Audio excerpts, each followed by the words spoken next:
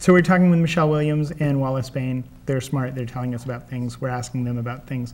You just mentioned Krista Martin and the review and how that was received. I was talking about this incident where you mentioned the 8 Tens a Day. The local theater production was reviewed in a way they weren't used to by a local reviewer, in a way that pointed out what she perceived as some flaws in their production. And she was basically putting out a request to the universe that we Santa Cruzans be willing to step it up a notch and not sort of settle for a certain level of quality that we're not striving for something better. And so she really kind of called them out and got a lot of really negative feedback by the local theater community, who was basically, their message was, well, if you don't have something nice to say, don't say it at all, because at least we're trying, and you know, you're really going to hurt our business, et cetera, and this is really bad for local theater, and it's hard enough to get a show up and to make any money, et cetera, et cetera. So how does that fit into the idea of bettering our artistic endeavors in this town? Should people be asking for just touchy-feely reviews, or should they be asking for honest feedback? And who benefits?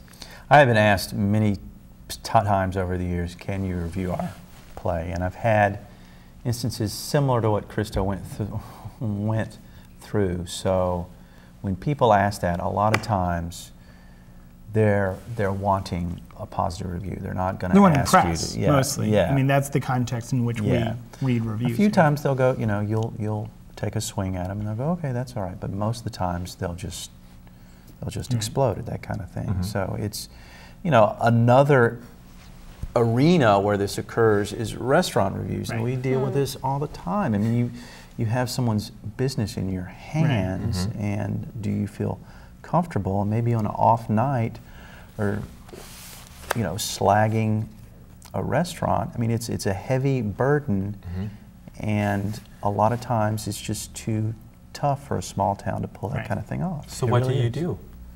How do you approach this situation? Do you decline to write a negative review? No, I won't decline to write a negative review. I don't review myself because I'm doing a lot of advances. Now, what I like to do is try to, if you're doing a theater production, I'll sit down beforehand and you know, kind of going, what are you thinking here, and what are you trying to accomplish? And that way, you know, that's how I kind of exert some sort of quality control over it. In New York, that's a bad review can kill a show just as well as it can in Santa Cruz. And there's real money at stake over there. But I think the difference is the context, though, because when we're talking about reviewing a show at the Actors Theater, it is a community theater production. And I mean, I would suggest that maybe the context in which Actors Theater shows are reviewed are the same context that Shakespeare Santa Cruz. New York is the Pacific Ocean. There are sharks and there are minnows. We're a warm bathtub here, you know.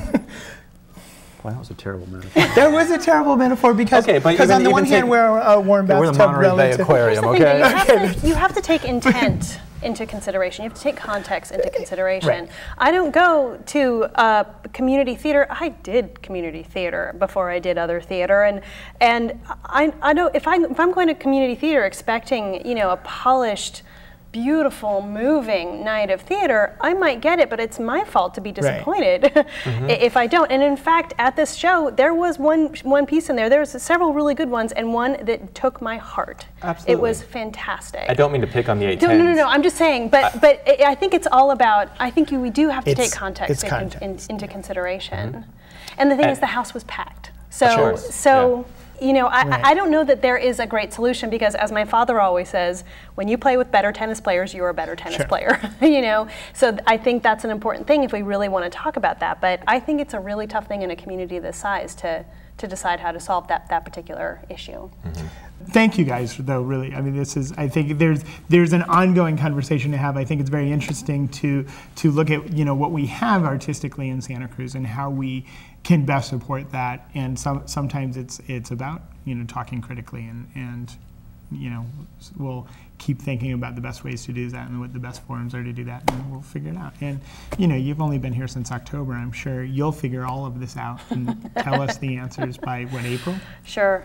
Okay. Sure, yeah. Wallace, congratulations on another Gailey. Thanks, dude. Yeah. Had a great time. Thank you. Thank you. And quick plug, you have a big fundraiser for the Culture Council coming up at Chaminade? We do. It's our annual event. It's called Primavera, March 28th, which is a Sunday at Chaminade, and we're transforming Chaminade into a 1940s nightclub. And there'll be drinks and appetizers and dinner and silent and live auction, and I will be singing songs from the Great American Songbook, 40s, 30s. Looking very 40s, I hope. Oh yes, most definitely. I will be there to critique it. I hope so. All right. SoWhatTV.org. Anything else? That's it. Thanks for watching. Thanks.